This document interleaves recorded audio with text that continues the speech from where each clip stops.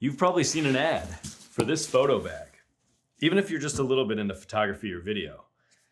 But will it suit your needs? This is the Bevisgear Top Shelf Premier Edition, and I'm pretty sure it's the only edition. It touts the quickest possible access to your camera while offering 22 liters of total space and apparently holds a 15-inch laptop. I'll believe it when I see it.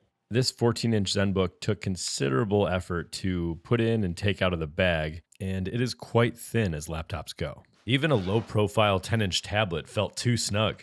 This pocket is just way too thin to hold really any accessories that I could use. I'm primarily a videographer who also shoots photo, so my gear tends to run a bit bulkier. And then there's these pockets. I really don't know what could possibly go in these. It's so tight. Maybe cables or like folded up pieces of paper. When I first saw this bag, I thought, wow, it really has it all. And when I'm on hikes or trips, I'll be able to bust out my camera so fast, I'll never miss anything. So after I saw the ads about 4,379 times, I decided to order the bag after getting a $75 off deal by leaving it in my cart. Pro tip. The bag was still $304, which is definitely on the pricier side. But it's so different, they said. And they were right.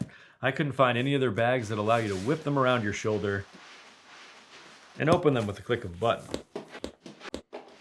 This is a nice to have feature, but if I'm determined not to miss a shot, my camera's gonna be strapped around my neck or shoulder anyway. When I'm shooting on the go, there often aren't enough surfaces to change lenses standing up. But I've gotten so used to changing lenses with my backpack on the ground that it hardly feels like an inconvenience. The ads make it seem like putting a bag on the ground is unthinkable. I think I overestimated the number of times there would be consequences for putting my bag on the ground. My 15-year-old backpack has a nice solid base that allows it to sit up without tipping. And it also holds a lot more gear and has thicker padding. I believe this is the most useful configuration I've found for this bag. You can have a long lens on it. I would ordinarily have my 16-35, my DJI Mini 3 Pro.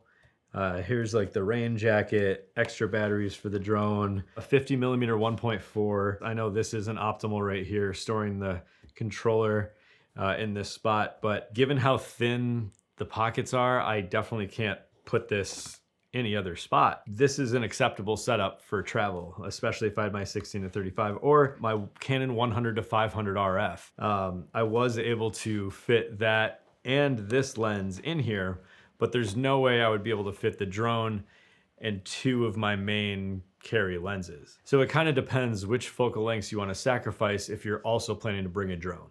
After watching tutorials on the Bevisgear website, I saw that there were pockets on the top and bottom of the bag that so very tightly hold straps and a pouch to hold tripods.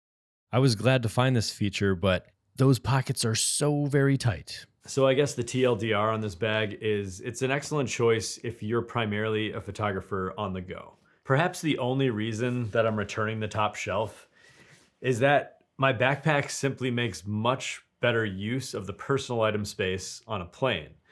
I can pack much more into it, which comes in clutch when, I'm trying to travel with just that and a carry-on. It's great if you don't need lens collars, camera cages, bulky accessories, or a laptop. Again, a small tablet may fit in there, or the skinniest 15-inch laptop of all time, but you're probably not fitting a MacBook Pro in there, and you're gonna have difficulty even with a regular MacBook. So as primarily a videographer using a Canon R6 and larger lenses and accessories, I simply can't justify keeping this bag until they make a thicker, deeper version of it. Thanks for watching this quick camera gear review, and I'll see you in the next one.